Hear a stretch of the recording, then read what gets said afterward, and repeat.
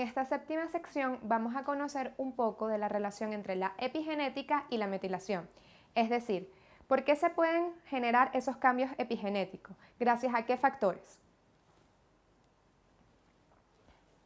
Hasta ahora nos queda claro de que los cambios epigenéticos se trata de cambios reversibles que suceden en cómo la información del ADN se va a expresar. Estos cambios epigenéticos ocurren en todas las células de nuestro organismo constantemente, cada minuto, segundo de nuestra vida, y estos cambios epigenéticos, sobre todo los relacionados a la metilación del ADN, se llevan a cabo gracias a este componente metilo, que es, como ya sabemos, es CH3. Si se acuerdan, este componente metilo es el que se colocaba en mi ADN, en ciertos puntos de mi ADN, y decía, este gen se expresa, este gen no se expresa. Cuando hay trastornos en la manera en que metilamos el ADN, es decir, cuando hay trastornos en la manera de cómo yo coloco ese grupo metilo en mi ADN y para que me diga este gen se expresa y este gen no se expresa, es donde puede favorecer la presencia de ciertos trastornos o enfermedades. Si yo coloco este grupo metilo en un lugar en donde no debería, entonces mi cuerpo va a expresar ciertos elementos que no debería de producir. Si en cambio yo no produzco suficientes grupos metilos, es decir, si yo no silencio adecuadamente las secciones de mi ADN que debería de silenciar, entonces yo voy a estar expresando unos genes de más de la cuenta. Es decir, para que mi ser humano forme un ser humano de dos brazos y dos piernas, el grupo metilo debería de estar colocado en unas secciones de mi ADN. Si no estuviera bien colocado, en vez de tener dos brazos y dos piernas, voy a tener algún otro defecto. Voy a empezar a generar un brazo extra. Y eso no es lo que va en concordancia a lo que mi cuerpo debería de producir.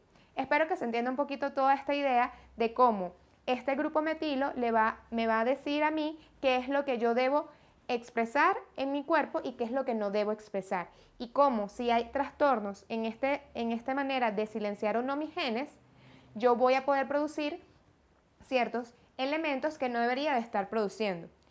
¿Sí? Entonces, es una manera más sencilla de entenderlas, por ejemplo, con las células cancerígenas. En las células cancerígenas yo estoy produciendo unas células que están dañadas, que no son las adecuadas. Y esto se debe a que hay cambios epigenéticos que no le están dando la información correcta a esas células para que se produzcan o se desarrollen de la manera adecuada. Ahora bien, ¿quién produce ese grupo metilo? Es decir, ¿quién le da ese botoncito a mi ADN para poder expresar o no los genes? Ese grupo metilo se produce en unas rutas metabólicas, específicamente en el ciclo de metilación. El ciclo de metilación es un proceso de rutas metabólicas o procesos bioquímicos que tienen como fin producir o generar grupos metilos. Este grupo metilo lo pueden utilizar mi ADN para todos estos procesos epigenéticos para poder expresar de manera adecuada mis genes. Este ciclo de metilación también produce grupos metilos que me va a permitir generar y procesar neurotransmisores. Y estos neurotransmisores son mensajeros que se relacionan mucho con células nerviosas, pero la verdad son mensajeros que influyen en todas las células de nuestro organismo. Además, el ciclo de metilación es un proceso muy importante porque me va a permitir producir o desarrollar ciertos componentes de defensa, uno de los antioxidantes o de los protectores más importantes para mi cuerpo, que es el glutatión. Además, gracias a este ciclo de metilación, me permite procesar ciertos metabolitos que mi cuerpo debería de excretar. Es decir, este ciclo de metilación es varios procesos que se relacionan y me va a permitir generar diversas funciones en mi cuerpo, que de la que vamos a hablar más importante ahorita es la relacionada con la epigenética o con esto de silenciar o expresar ciertos genes. Este ciclo de metilación, como un proceso, vamos a ir paso a paso. El primer paso del ciclo de metilación es la transformación de metionina a SAMI. La metionina es un aminoácido. Le dona el grupo metilo a este SAMI y el SAMI le dona su grupo metilo al ADN. También el SAMI le puede donar su grupo metilo a la producción de ciertas proteínas, por ejemplo la creatina. Pero en este caso nos vamos a quedar en que el SAMI le da el grupo metilo al ADN para todas estas reacciones o procesos epigenéticos. Ya cuando el SAMI ha donado este grupo de metilo, por una serie de procesos pasa a un siguiente paso y se convierte en homocisteína. La homocisteína puede ser utilizada tanto para volverla a convertir en metionina y de esta a su vez donar más grupos metilos al SAMI, o la homocisteína puede pasar a otra ruta distinta y ser transformada en el glutatión, que es uno de los protectores más importantes para nuestro organismo. Si nos quedamos dentro del ciclo de metilación, vamos a buscar aprovechar esa homocisteína, es decir, reciclarla. Para reciclarla, yo necesito una serie de cofactores o nutrientes asociados. Para yo poder convertir esa homocisteína en metionina, básicamente y a grosso modo, necesito metilfolato y necesito vitamina B12. En este paso de homocisteína a metionina, que se relaciona con folato y vitamina B12, el ciclo de metilación se relaciona con otro ciclo, que es el ciclo del folato. Si hay alteraciones en el ciclo de producir metilfolato o folato activo, obviamente no voy a tener suficientes ingredientes para que esa homocisteína se vuelva a convertir en metionina.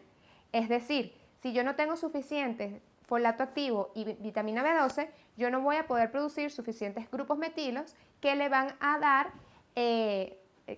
donar ese grupo metilo al ADN. Y por eso es que la relación con estos nutrientes es tan importante para la epigenética. Sin embargo, mi cuerpo tiene otras maneras de aprovechar esa homocisteína a través de una ruta express o una ruta secundaria en la que la homocisteína se transforma o se recicla de nuevo a metionina a través de la utilización de la betaína. La betaína es un donador de grupos metilos, así como lo es el folato, y por lo tanto esta homocisteína se puede volver a metilar, se puede volver a reciclar en forma de metionina, que como ya sabemos, la metionina le va a donar su grupo metilo al SAMI, que le va a donar su grupo metilo al ADN. Esta betaína de esta ruta secundaria se forma a partir de la colina. Si han escuchado hablar un poquito de los nutrientes esenciales en el embarazo, saben que el folato, especialmente el metilfolato o el folato activo, así como la colina, son nutrientes esenciales para las embarazadas, cuya deficiencia se asocia a defectos en el nacimiento. Y ya podemos entender un poquito más de cómo, si estos son los nutrientes que me permiten llevar a cabo una ruta que me favorece la producción de grupos metilos, y estos grupos metilos son los que van a favorecer esas marcas epigenéticas que me dicen qué genes expresar y qué genes no expresar, cuando hay una deficiencia de estos nutrientes, entonces esos genes no se van a poder expresar adecuadamente y allí es donde se empiezan a manifestar estos defectos del nacimiento o defectos congénitos.